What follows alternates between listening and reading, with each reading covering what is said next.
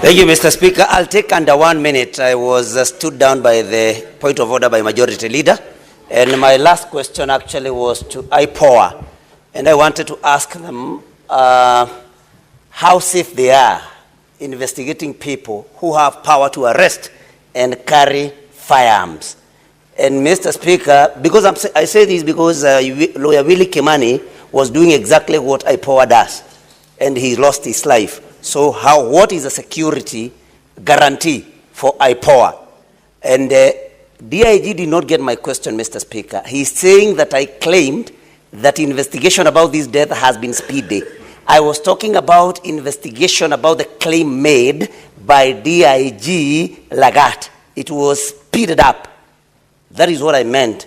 And finally, to CS Murkomen, he said, he quoted to 245. Why we are demanding that DIG Lagat steps aside, it is because he is a police officer and this matter revolves around him. So you cannot liken this to a complaint that is made by a senator or somebody else. This is a police officer who can interfere and who can command even people, the officers that are investigating. So it needs to be made clear. Thank you, Mr. Speaker. Senator Crystal Asige. That's very brilliant. Thank you, Speaker. The clarification that I sought, which is not part of my 3 minutes, I hope, Speaker, was that the question was asked of whether Albert Ojwang was alone or with others in the cell. And the IG said that that would be answered by the DCI and or IPOA, and neither of them answered that question. So that was the clarification that I was seeking. And it was further highlighted by Senator Mandago, who said that there is a detainee witness statement that IPOA took that would probably shed light on whether he was alone or with others. That is the clarification. My first question, Speaker. Who issued, this is to DCI, who issued the orders for Albert to be driven from Homa Bay all the way to Nairobi? I would like to know who issued the particular instruction for that to happen and not to process him in Homa Bay. Next, the DIG personally, we have been informed, recorded a complaint. And who took down that complaint? I would like to know from the DCI as well. And who else recorded a statement in support of the allegations made by the DIG? That is also to DCI.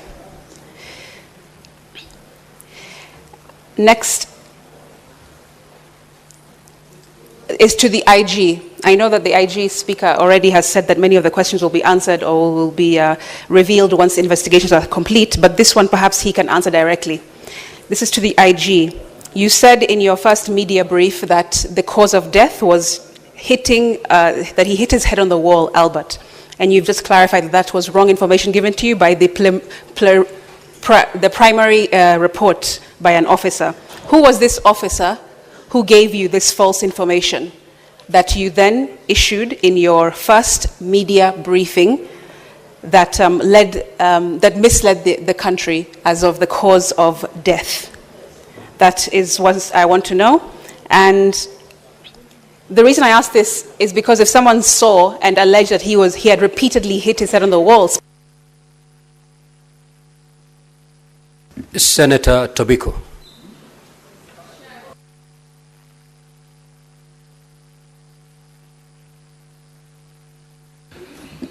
Okay, Senator Asige, don't worry, I'll take care of that. Just have your seat. Senator Tobiko. Thank you, Mr. Speaker. Mr. Speaker, I'll be very brief because a number of questions that I had have already been answered in the process. Mr. Speaker, because the DCI said the crime was perpetrated in Nairobi, that's why the suspect was brought to Nairobi. Yet cybercrime, social media, including X-Space, is not necessarily domiciled in Nairobi. It is still baffles, Mr. Speaker, why the suspect was brought to Nairobi. But now that that happened, and he seems to have paid for his crime through his life.